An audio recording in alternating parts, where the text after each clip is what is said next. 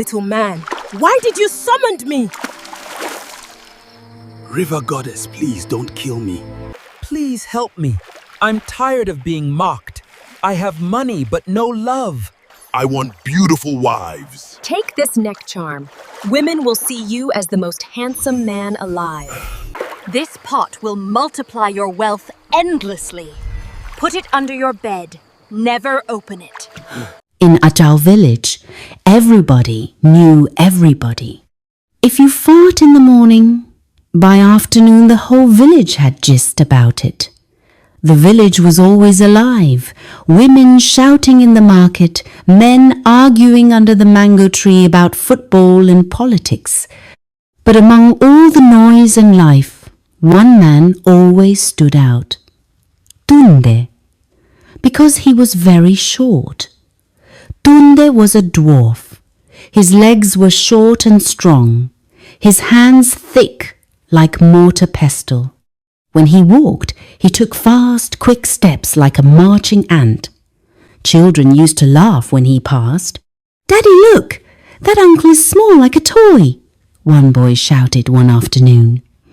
The boy's mother quickly flogged him, but the laughter had already entered Tunde's ears. Tunde pretended not to hear. But inside his chest, something pinched. Still, Tunde was rich, very rich. His compound was one of the biggest in Ajao village.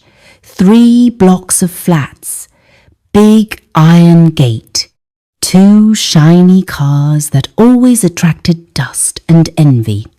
Any time light went off in the village, only Tunde's generator kept roaring proudly. Women collected his gifts happily, but none of them wanted to stay. One evening at the beer parlour, Tunde tried to toast a fine girl called Saad. "Sade, I will take care of you well," he said gently. Sade smiled sweetly, but when her friends moved away, she whispered, "Uncle Tunde, but I can't marry a person like you." She laughed and walked away. Tunde finished his drink quietly. As he walked home alone that night, the moon followed him like it was pitying him. "All this money," he muttered, "yet nobody won't love me." He entered his empty house. That night, Tunde did not sleep. His mind kept remembering every rejection, and that was when a dangerous thought entered his mind. He remembered stories elders used to tell about the river goddess that grants favor, beauty, wealth, but always collects payment later. The forbidden river was called Oni Ayan. Nobody in Ajao village fetched water from there. Nobody even passed near it after sunset. They said voices called people's names from inside the river. They said some people entered and never returned. But that night, Tunde stood at the riverbank. "Am I mad?" he whispered.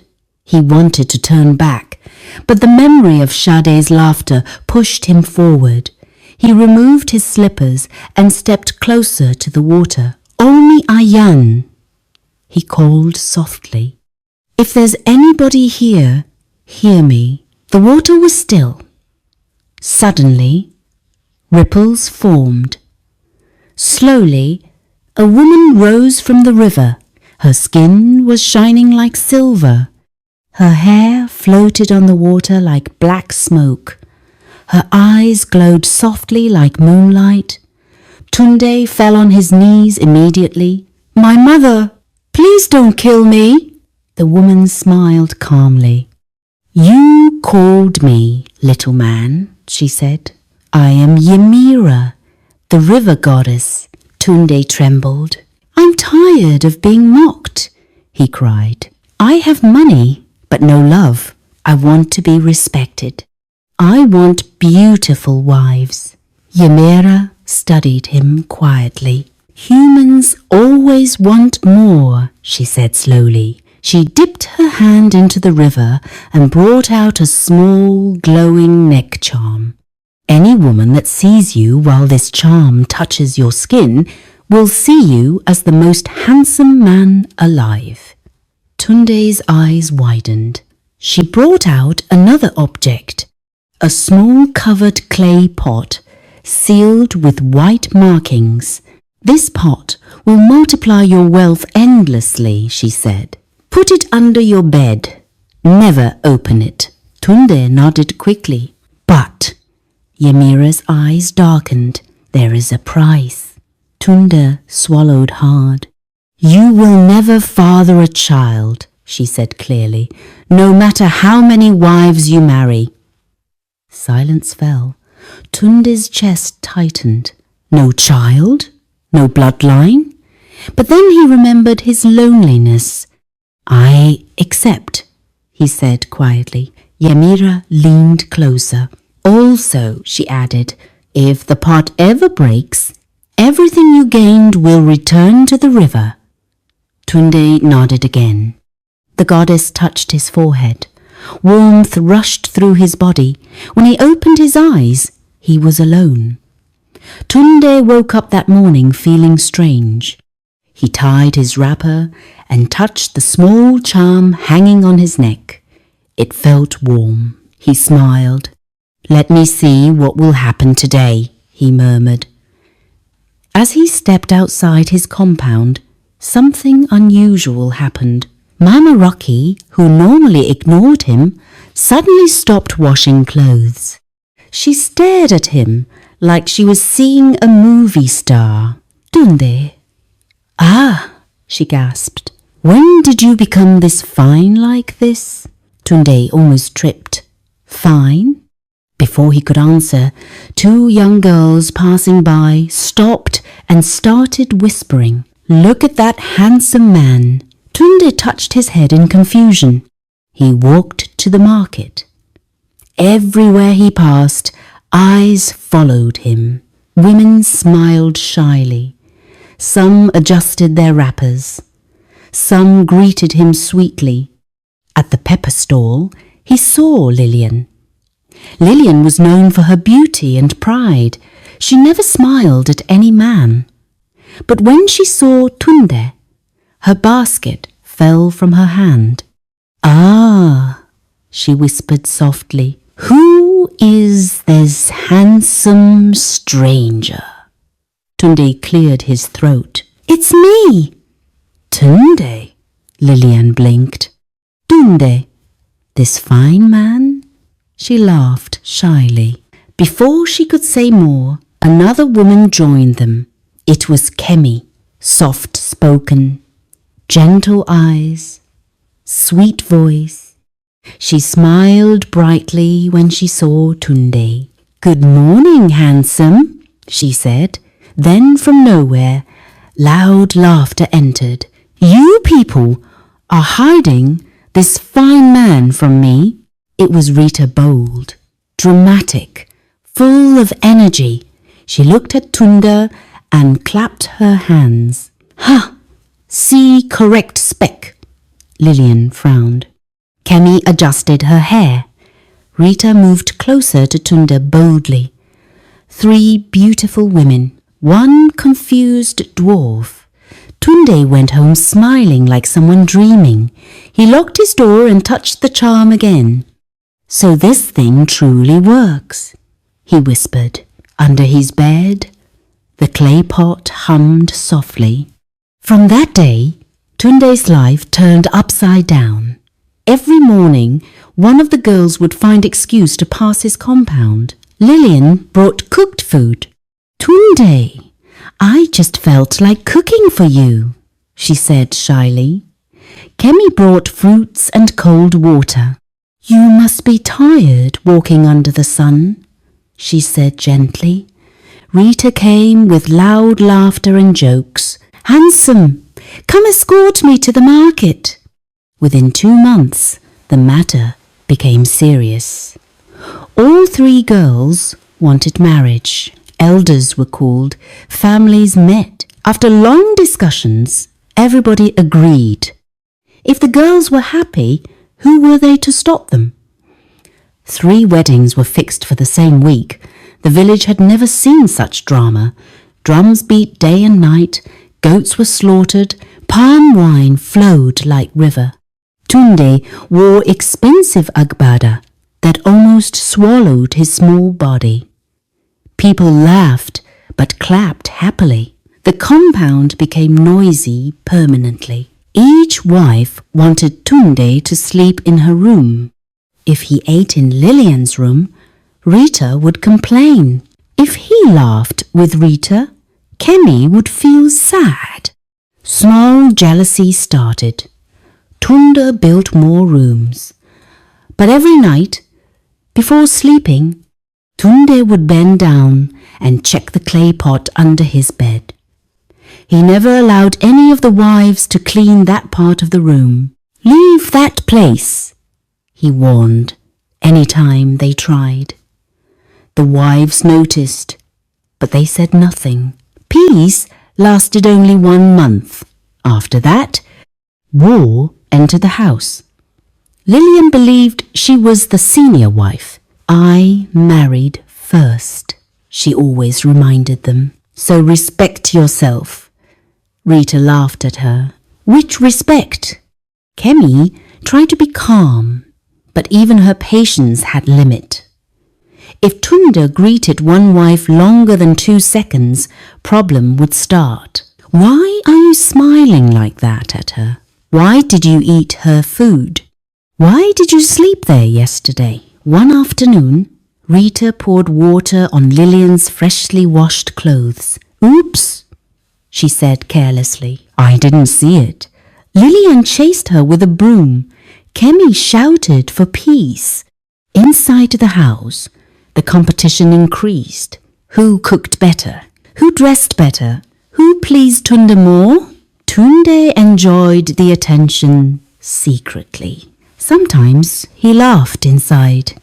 One evening, Kemi tried to clean the bedroom and mistakenly touched the edge of the pot. Tunde shouted immediately, "Don't touch that place." Kemi froze.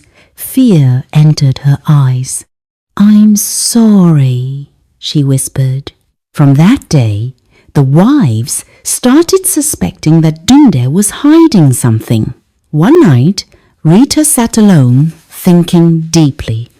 "These women will finish me," she muttered. "If I don't secure my position, I will lose."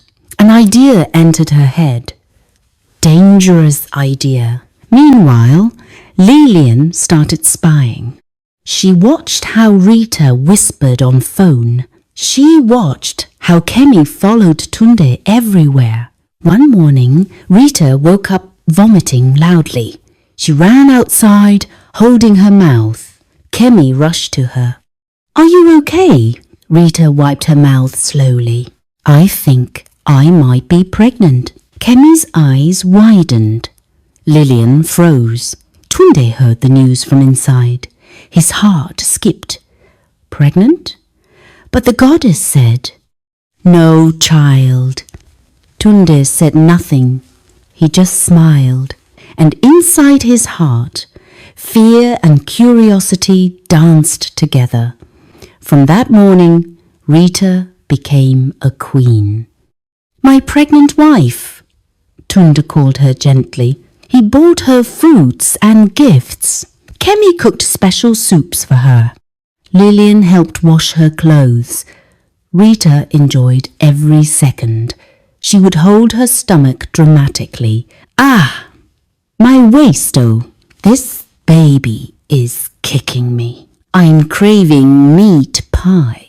Inside her heart, she was laughing. Weeks passed. Her stomach did not grow, but she kept acting. She tied wrapper high. She walked slowly. She groaned loudly. Anytime Kemi asked questions, Rita snapped. "Every pregnancy is different. Are you a doctor?" Lillian started suspecting. "This girl is lying," she told Kemi quietly. Kemi nodded. Tunde watched everything silently. He knew the truth. He knew no woman can get pregnant for him, but he played along. He wanted to see how far the lie would go. One evening, Lillian confronted Rita. "Show us your belly," she demanded.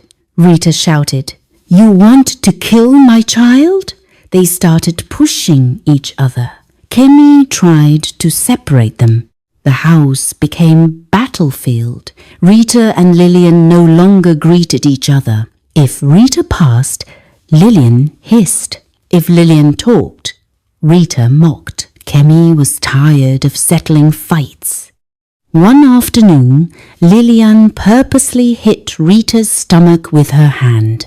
"Watch where you're going," she said coldly. Rita screamed dramatically. "My baby!" She fell on the floor, rolling. Tunde ran out in panic. "What happened?" Rita pointed at Lillian. "She wants to kill my child." Lillian shouted back. "Which child? You are a liar." The argument turned into shouting match. "Show us your belly. You this witch. You are deceiving our husband." In the confusion, Rita stood up suddenly. No pain, no weakness. Everybody noticed. Tunde shouted at her, "Stop all this drama. I know you are not pregnant." Her mouth opened, but no word came out. Tunde watched quietly. The secret was ours. That night, Tunde sat on the edge of the bed, tired and confused. The three wives stood in the room like fighters waiting for bell to ring. "You slept with him yesterday," Lillian said sharply. "Today is my turn." Rita folded her arms. "Which yesterday?" "You are lying. He told me to come again today." Kemi shook her head. "You both should rest. Our husband told me earlier to come." Voices started rising. Insults entered. "Fake pregnant woman," Lillian shouted. "At least he loves me more than you," Rita fired back. Kemi tried to calm them. "Please, let's not fight again." Rita pushed Lillian. Lillian pushed back. Kemi rushed in to separate them. Tunde shouted, "Stop this nonsense." Nobody listened. In the struggle, Lillian stumbled backward. Her leg hit the side of the bed. Something rolled, something fell. Gee, brah, the clay pot smashed on the floor. Silence exploded into the room. Everyone froze. The humming sound stopped. A strange cold wind rushed through the room. Tunde's face drained of colour.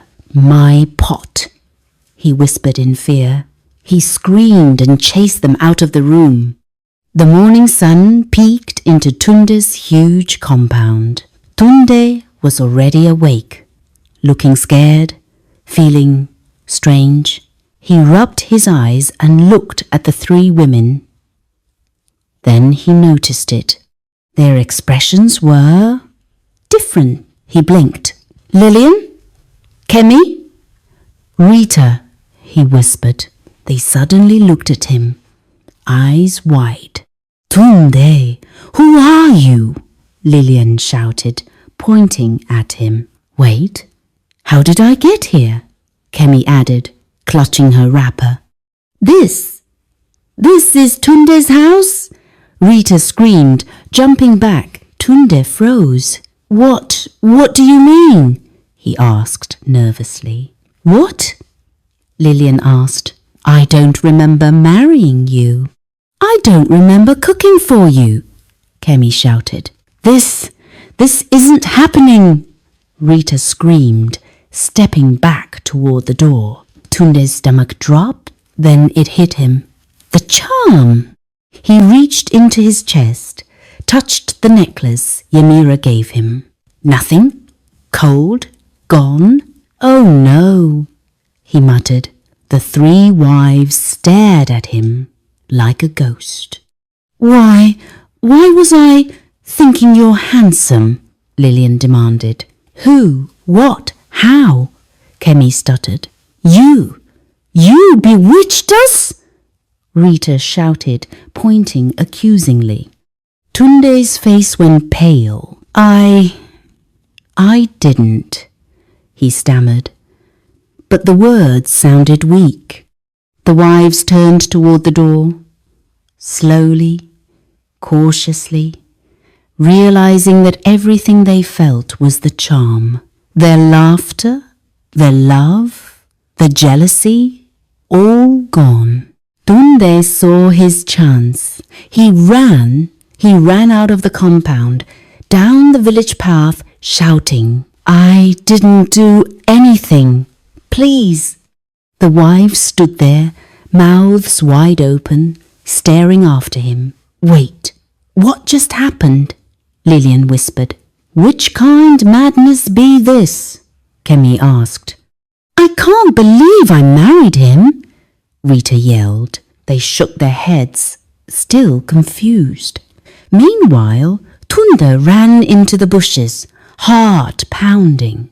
No wives, no riches, no magic. Tunde stopped, leaned against a tree, and sighed. The wives went back to the village, gossiping and shaking their heads. The whole village would hear the story soon. Tunde the dwarf married 3 fine girls, but the magic faded. And that was the end of the richest, most chaotic, and most bewitched love story Ajao village had ever seen. And